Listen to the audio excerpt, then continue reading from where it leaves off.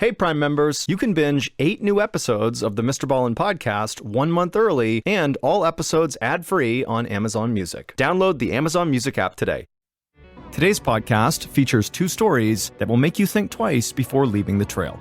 The audio from both of these stories has been pulled from our main YouTube channel and has been remastered for today's episode. The links to the original YouTube videos are in the description. The first story you'll hear is called Dinner, and it's about a solo hiker who makes a big mistake. And the second and final story you'll hear is called Rattlesnake Canyon, and it's about 2 people who find themselves in a totally hopeless situation. As the story unfolds, ask yourself, if you were in their position, what would you do? But before we get into today's stories, if you're a fan of the strange, dark, and mysterious delivered in story format, then you've come to the right podcast, because that's all we do, and we upload twice a week, once on Monday and once on Thursday. So, if that's of interest to you, after the Amazon Music follow button has gone to bed for the night, secretly sneak into their room and slightly unplug their phone charger from their phone so it looks like it's plugged in, but it's not charging. Okay, let's get into our first story, which is called Dinner.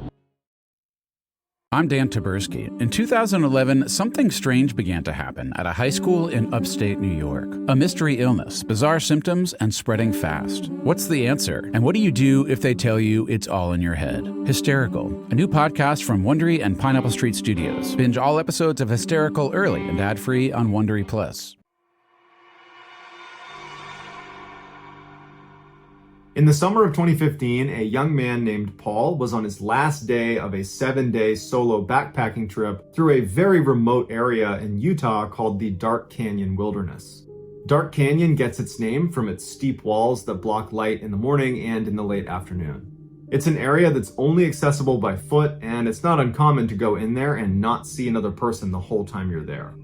That morning, Paul got up and set off on a day hike that would take him through a very forested area up onto a plateau where he planned to camp out for the night. About a mile into the hike, he found some amazing elk antlers and he decided he wanted to keep them. So he threw them on his backpack and rested them at the top and continued on his hike. But the added 15 pounds of weight proved to be far more exhausting than he was anticipating, and very quickly he blew through all of his water. Even though he was within 1 mile of his final destination, this plateau, he decided to stop because he was so dehydrated, he needed to find water. So he puts his pack down, he puts the elk antlers down, and he starts walking around, and amazingly, he does find some water. Granted, it was kind of a gross puddle of standing water, but he figured, I can boil this and it should be okay. And as he's preparing a fire to boil this standing water, he figures, you know what, if I'm making a fire here, I might as well just make my camp here.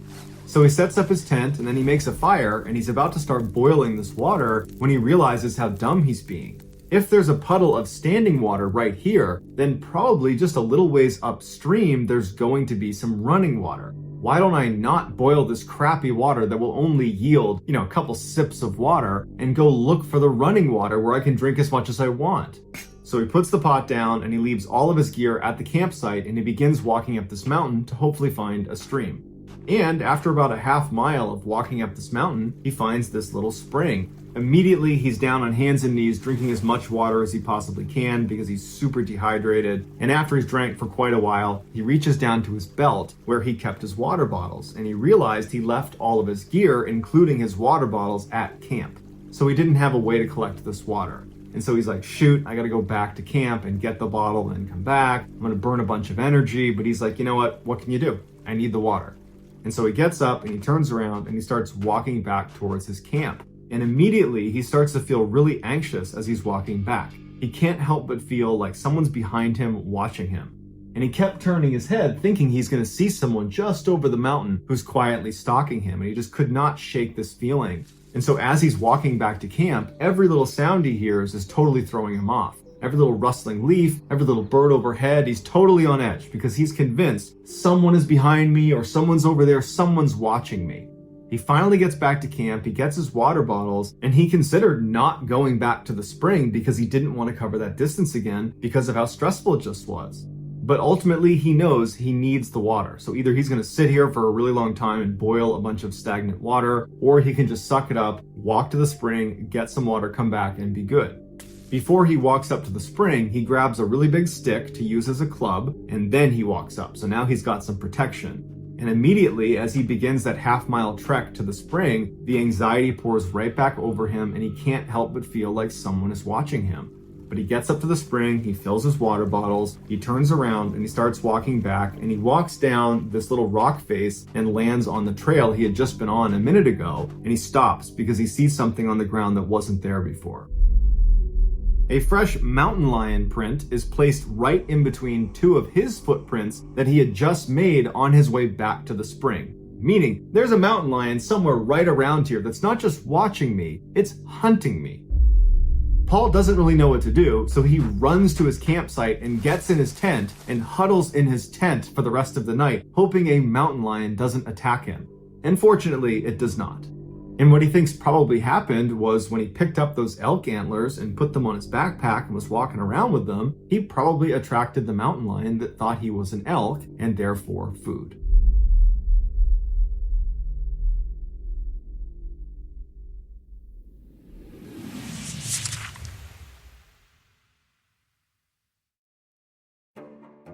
She struck him with her motor vehicle. She had been under the influence and then she left him there. In January 2022, local woman Karen Reed was implicated in the mysterious death of her boyfriend, Boston police officer John O'Keefe. It was alleged that after an innocent night out for drinks with friends, Karen and John got into a lover's quarrel en route to the next location. What happens next depends on who you ask. Was it a crime of passion? If you believe the prosecution, it's because the evidence was so compelling. This was clearly an intentional act. And his cause of death was blunt force trauma with hypothermia. Or a corrupt police cover-up. If you believe the defense theory, however, this was all a cover-up to prevent one of their own from going down. Everyone had an opinion. And after the 10-week trial, the jury could not come to a unanimous decision. To end in a mistrial, it's just a confirmation of just how complicated this case is. Law and Crime presents the most in-depth analysis to date of the sensational case in Karen. You can listen to Karen exclusively with Wondery Plus. Join Wondery Plus in the Wondery app, Apple Podcasts, or Spotify. If you're listening to this podcast, then chances are good you are a fan of The Strange, Dark, and Mysterious. And if that's the case, then I've got some good news. We just launched a brand new Strange, Dark, and Mysterious podcast called MrBallen's Medical Mysteries. And as the name suggests, it's a show about medical mysteries, a genre that many fans have been asking us to dive into for years, and we finally decided to take the plunge, and the show is awesome. In this free weekly show, we explore bizarre, unheard of diseases, strange medical mishaps, unexplainable deaths, and everything in between.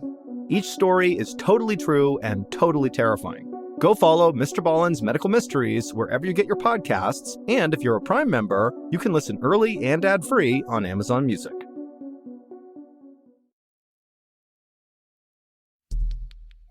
The next and final story of today's episode is called Rattlesnake Canyon.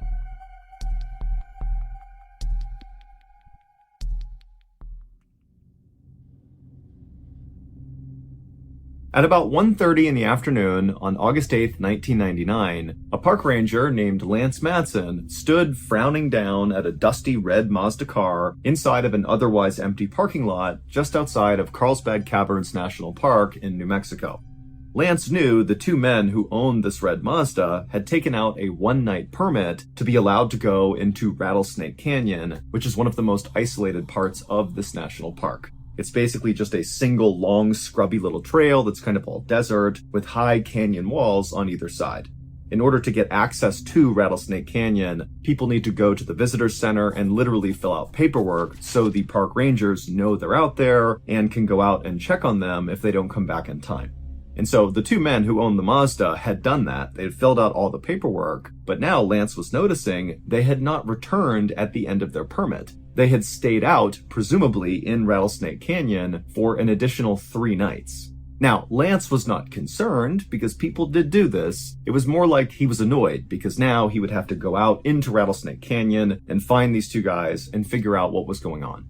So Lance and the park volunteer that he was with began walking on the trail in the direction of Rattlesnake Canyon. And after walking less than a mile on this trail, Lance and this volunteer looked up ahead, and just off the trail, there was a green and maroon tent that was pitched right out in the open.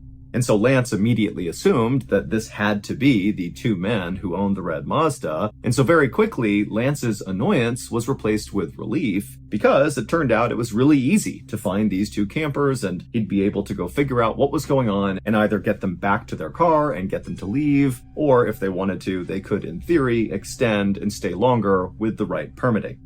But when Lance and his partner walked down the trail and left the trail to go walk over to this tent, they started to notice there was something off about it.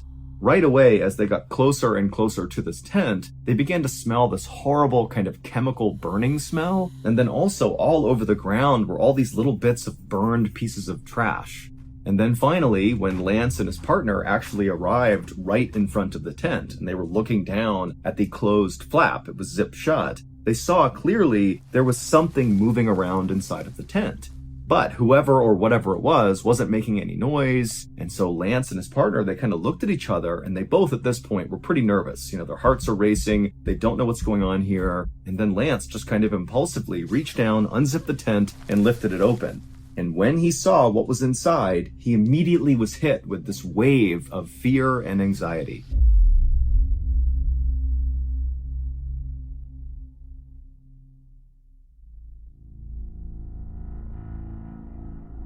Three days earlier, on August 5th, 1999, a 26-year-old man named David Coughlin woke up in a sleeping bag inside of his green and maroon tent in Rattlesnake Canyon.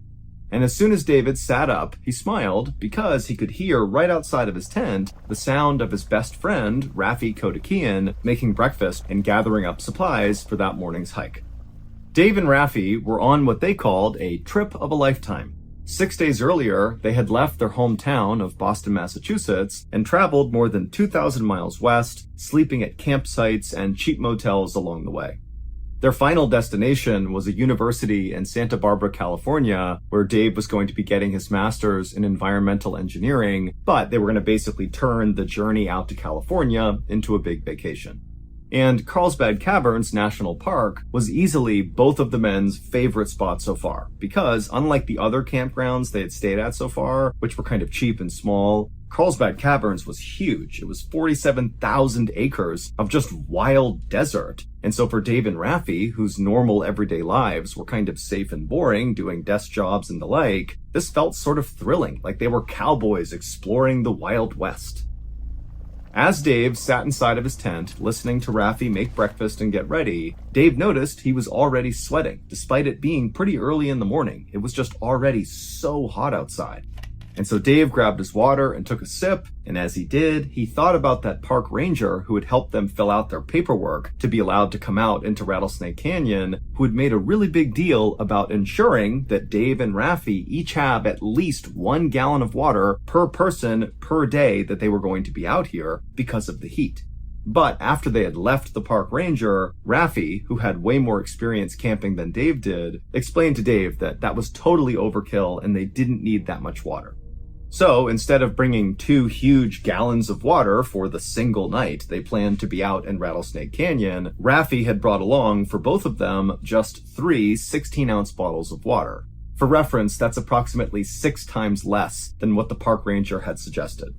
The men had already used one of those 16-ounce bottles of water to boil hot dogs the night before for their dinner, and now the bottle that Dave was drinking from was already half empty, and so he was pretty much down to the last of his water.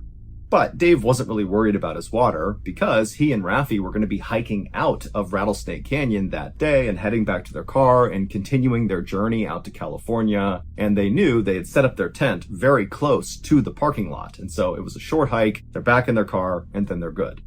And so Dave capped his water, he got out of his sleeping bag, he left the tent, and he joined Rafi in prepping their supplies to get ready for their hike out.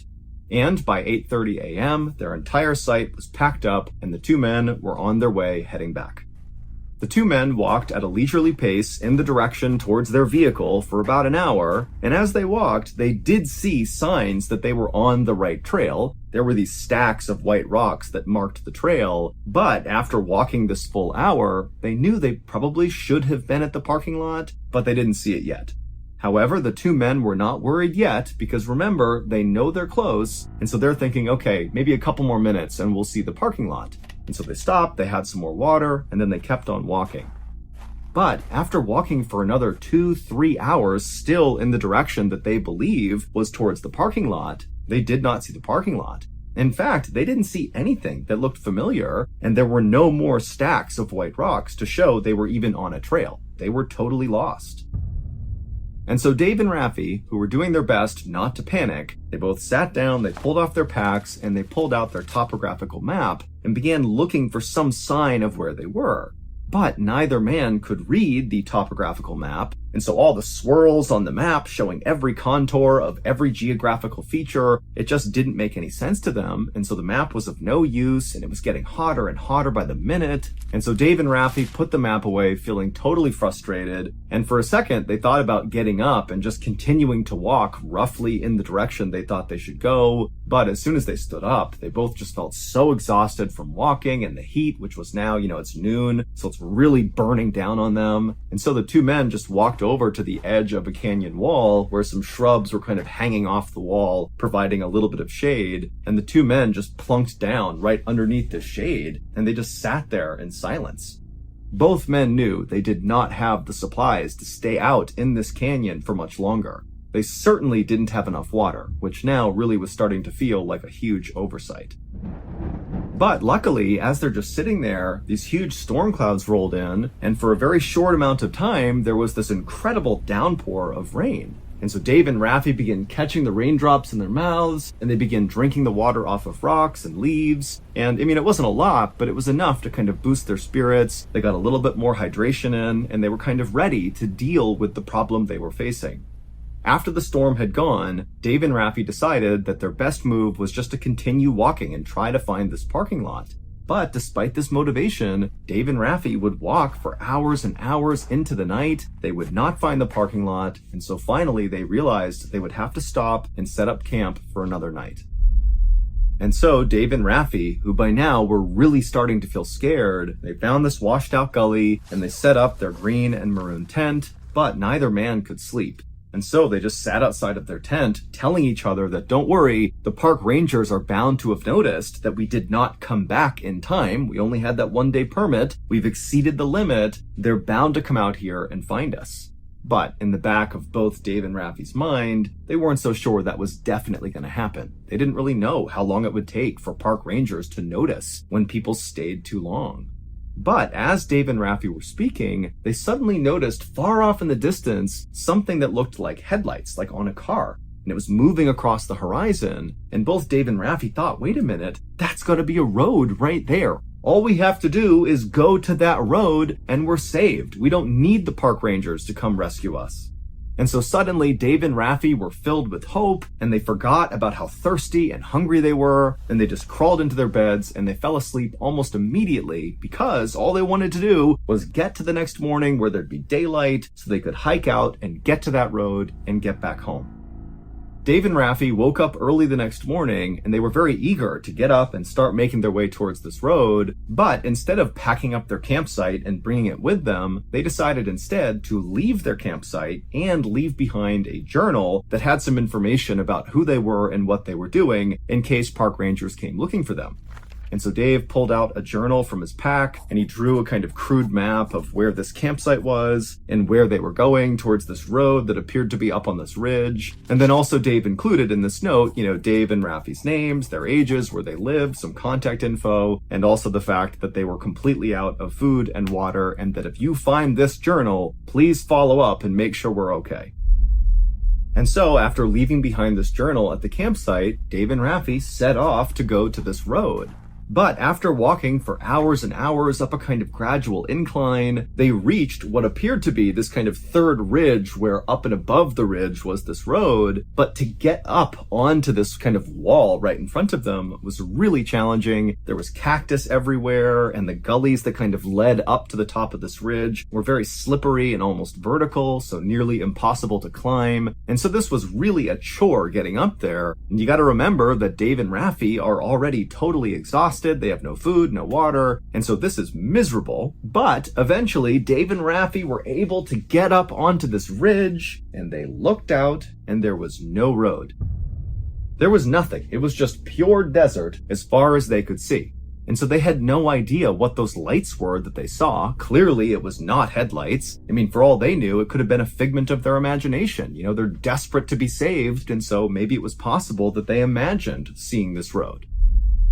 And so as the two men stared in stunned silence at nothingness in front of them, they noticed that a buzzard had actually begun flying in slow circles over their head, almost like it was just waiting for the two men to die so the buzzard could come down and eat them.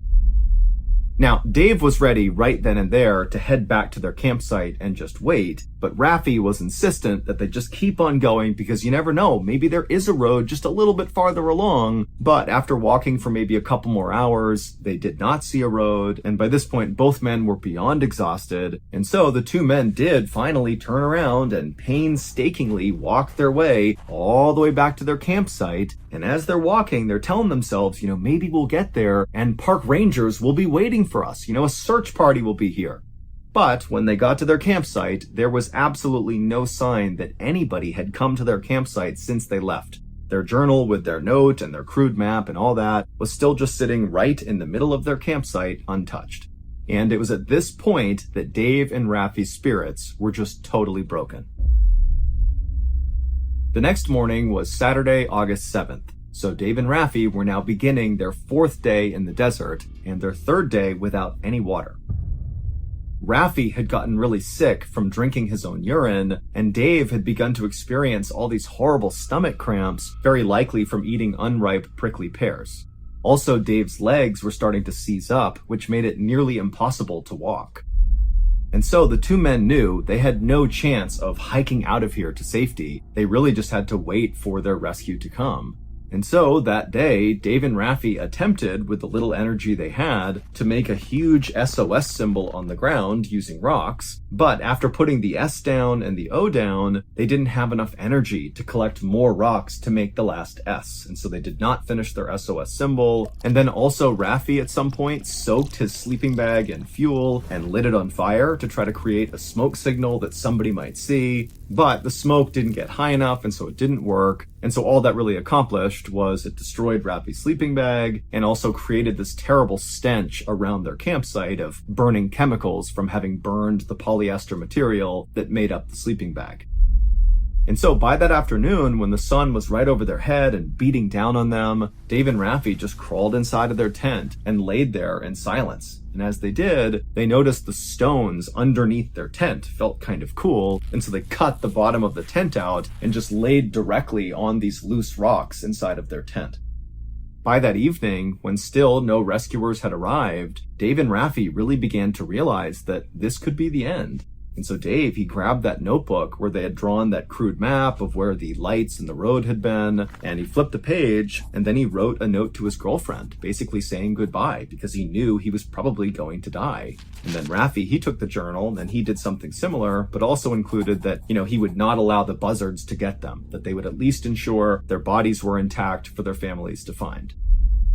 And then after writing these notes and tucking the journal away, Dave and Raffi crawled out of the tent because by now it's dark out, the sun's not out, it's a little bit cooler outside. And the two men, they sat down and they began having a fairly matter-of-fact conversation about the situation they were in. Both men were very emotional. At one point, Dave began screaming and crying just out of despair. But at the end of this conversation, the two men made a decision, an unthinkable one, that really would only ever be made in a situation like this. And so after both men were on the same page, they crawled inside the tent and zipped it up.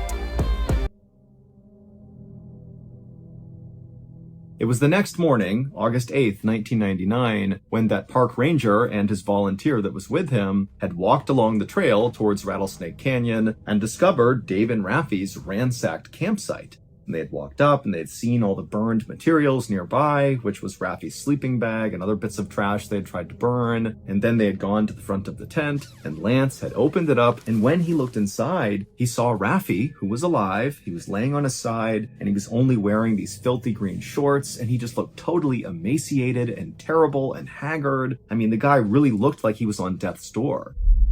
Then Raffi, when he saw Lance looking in, he just said, "Please tell me you have some water." And Lance did have some water. He gave it to him. And then Lance, knowing that Raffi was with another person, Dave, he said, "Hey, where is the guy you were with?" And Raffi, as he's drinking the water, just kind of casually pointed out of the tent somewhere off behind where Lance and his partner was. And so Lance and his partner, they turned around and they didn't see anybody. They were just kind of looking off towards the canyon wall, and there was nothing there. And so Lance turned around again and he said, "Are you sure he's over there?" And Raffi, without any expression on his face, just continued to point and said, "Yes, he's right over there." And so Lance, he got up, he turned around, and he began walking towards this canyon wall. But before he got there, he nearly tripped over this arrangement of rocks on the ground. And when he looked down at them, he knew someone clearly had arranged these rocks in a particular way. And so, with a growing sense of dread, Lance reached down and he moved aside one of these rocks. And underneath it, he saw Dave's face. It would turn out, the night before, when Raffi and Dave had crawled outside of their tent and began having that very intense conversation, what they were talking about is, what do? We know we're going to die. No one's going to reach us before we die of starvation, or we die of dehydration, or maybe some animal is going to come attack us and kill us. Like, we don't have any hope. And so as they were sitting there, Dave actually pulled out his pocket knife and attempted to cut his wrists, but he couldn't cut deep enough to actually kill himself. And so Dave said to Raffi, "You're going to have to kill me. And then after that, you're going to have to kill yourself." And Raffi had agreed. And so Raffi and Dave, they went back inside their tent with no floor. It's just open rocks on the bottom. And Dave, he lied down on his back and he pulled his shirt up and he exposed his rib cage. And then Raffi, he pulled out his 4-inch pocket knife and he placed it right up against Dave's rib cage. And then with Dave basically egging him on to stab him, Raffi attempted to push the knife into his heart, but he couldn't break the skin. And so Dave, he's now screaming out in pain, but he's still urging Raffi to come on, just do it already. And finally, Raffi does manage to get the knife right through his ribs and into Dave's heart. Dave did not die right away, but Raffi covered his mouth and continued to push that knife in until he did die. And then once Dave was dead, Raffi used the little bit of energy he had to drag his body away from the tent, where he buried him under those rocks. And then Raffi, who now has no energy left, just crawled back to his tent and laid down on those loose rocks inside of his tent and waited to die. But just a few hours later, on the morning of August 8th, Lance the park ranger, along with his volunteer, had come down and discovered Raffi before he had died. Little did Dave and Raffi know, this campsite where they had been for the past few days was just a 15 or 20-minute walk from their car. 9 months later, on May 11th, 2000, Raffi pled guilty to murder and was sentenced to 16 years in prison. However, Raffi insisted throughout the trial that the reason he killed Dave was because Dave asked him to. It effectively was a mercy killing, and that Raffi intended afterwards to die himself. This was murder-suicide. And Dave's family believed Raffi, and so did another judge. And so ultimately, Raffi would only serve 16 months in prison before he would be released.